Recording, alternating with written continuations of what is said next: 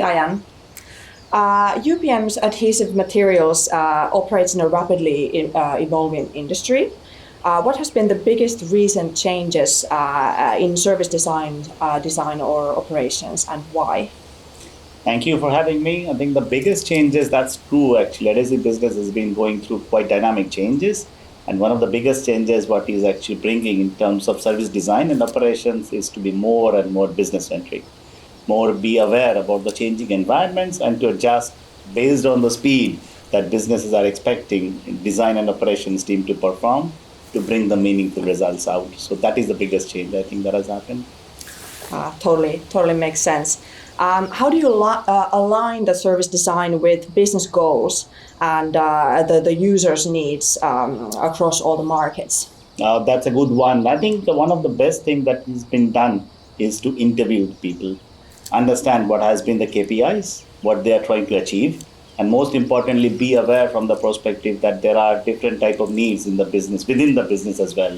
So some businesses segments are growing. Some business segments are, for example, ensuring that there is business continuity. So then try to understand their needs, interview them, understand what has been going good, what could be changed, and then adjust based on what is coming up, and then feedback management. Right. How does your team integrate sustainability into the service design and the operations? Yeah, I think not always so easy, but I think definitely what has been happening in the design and operation perspective, hardware and software. So we have been trying to leverage the green codes as much as possible, not to do a repetitive type of modularity, create functions and then leverage them, not to write them everywhere every time. That is from the software part, and then from the hardware part, it is more from the perspective of renewability, recyclability, so that I think that we are able to leverage end of life cycle management better than what we have been doing in the past, and that impacts directly designing, how we are designing the solution process and so on. Right. What approaches do you use to identify and implement those process improvements?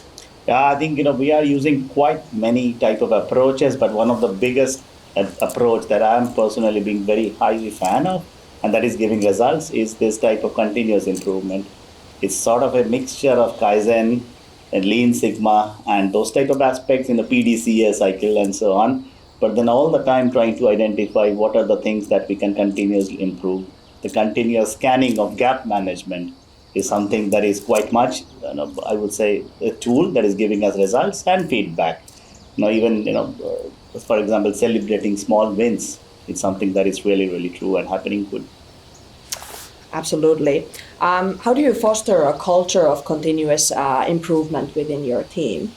I think a little bit continuing with my last statement of the previous question is, celebrating small successes. That's actually very relevant. Start with small and then with the vision of extension.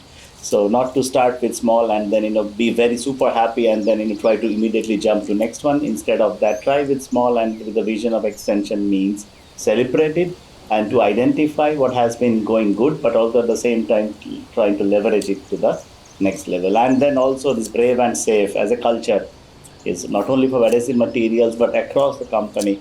When it comes to design and DevOps is very important, being continuously in a pace that, you are able to bring your own ideas, originality without filtering out too much. So I think that is something is also quite a good culture, continuous improvement culture.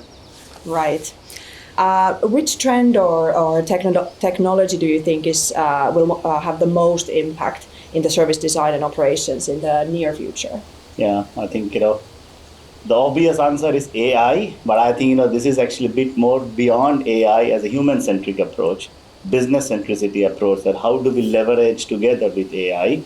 How do we identify what is possible to be done by the usage of automation, which is with AI or without AI, and then what can be done, for example, to identify how do we do those type of software development life cycle much better by using automations of any form, by changing the way of working, by creating clear and transparent roles, and so on and so forth. But then they have all elements of AI.